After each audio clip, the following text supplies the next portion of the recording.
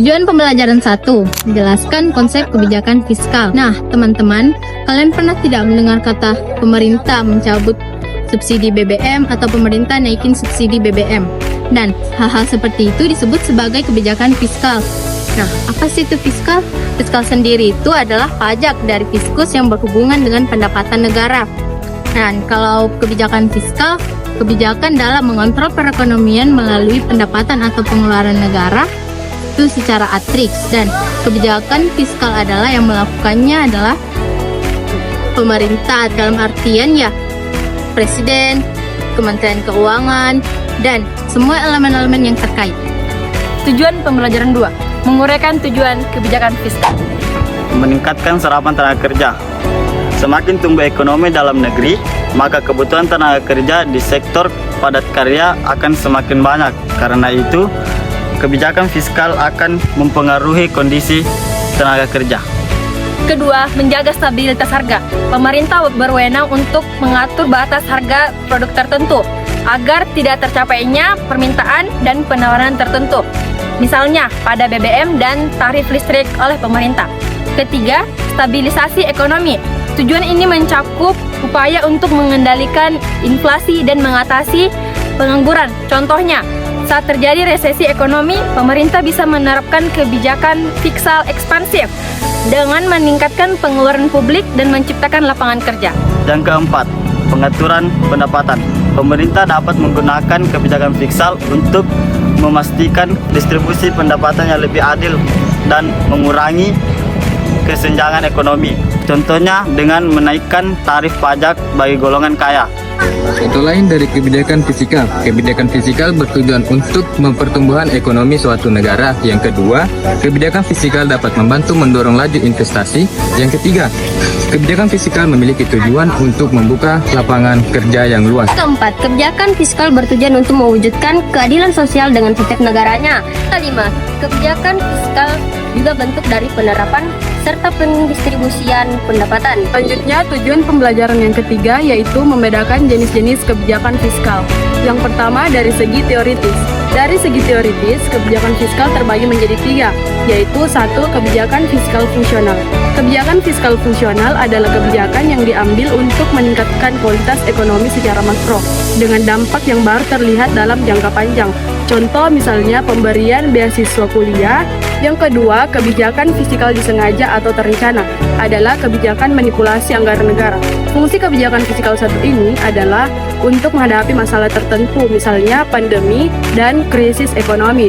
Contohnya, alokasi APBN sektor kesehatan di masa pandemi. Yang ketiga, kebijakan fiskal tak disengaja atau insidental, yaitu kebijakan pengambilan keputusan atau aturan untuk melindungi stabilitas ekonomi sektor non-pemerintah. Contohnya, penaikan harga eceran tinggi. Kedua, dari segi penerapan satu, kebijakan fiskal ekspansif. Kebijakan fiskal ekspansif adalah kebijakan yang diambil oleh pemerintah saat ekonomi melemah dengan menaikkan anggaran belanja serta menurunkan atau menyadarkan pajak bagi sektor tertentu.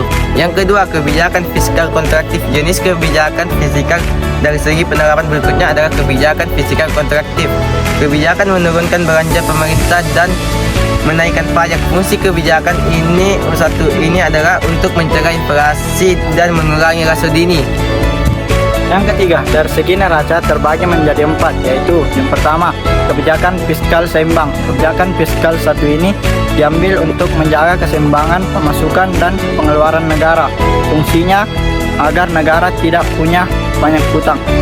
Kebijakan fiskal surplus.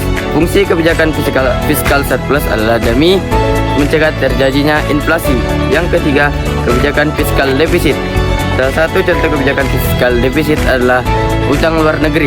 Yang keempat, kebijakan fiskal dinamis, yaitu kebijakan ekonomi yang diambil sewaktu-waktu saat negara membutuhkan. Tujuan pembelajaran yang keempat adalah instrumen kebijakan fiskal terbagi menjadi dua bagian. Yang pertama itu pengeluaran negara. Pengeluaran negara adalah semua pengeluaran yang dilakukan oleh pemerintah untuk berbagai kegiatan operasi pembangunan atau kegiatan lain yang dilakukan oleh negara. Ada 4 bentuk pengeluaran negara. Yang pertama itu belanja rutin. belanja rutin terkait dengan upaya pengeluaran operasional negara, misalnya membayar gaji. Yang kedua yaitu belanja pembangunan. Belanja pembangunan terkait dengan upaya pembangunan sebuah negara, misalnya pembangunan sebuah infrastruktur. Yang ketiga yaitu subsidi. Subsidi itu pemberian bantuan kepada masyarakat oleh negara, misalnya secara tidak langsung, misalnya pemotongan biaya dan harga. Yang keempat yaitu intensif. Intensif yaitu pemberian bantuan kepada masyarakat oleh negara secara langsung, misalnya bantuan langsung tunai atau BLT. Yang kedua adalah penerimaan negara. Penerimaan negara adalah sumber penerimaan dan dapat dijadikan alternatif untuk mengisi kas negara. Pajak. Pajak adalah pungutan wajib yang dikeluarkan oleh pemerintah atau negara kepada rakyat. Yang kedua adalah bea cukai. Bea cukai adalah pemungutan yang dilakukan oleh pemerintah terhadap barang-barang ekspor maupun impor, serta terhadap barang-barang yang sudah diatur dari undang-undang, misalnya rokok. Yang ketiga adalah PNBP atau penerimaan negara, bukan pajak. Penerimaan ini berasal dari setaan ataupun denda ataupun lain sebagainya. Yang keempat adalah utang atau hibah. Utang adalah pinjaman yang diberikan kepada negara dari pihak ketiga. Sementara hibah adalah pemberian yang diberikan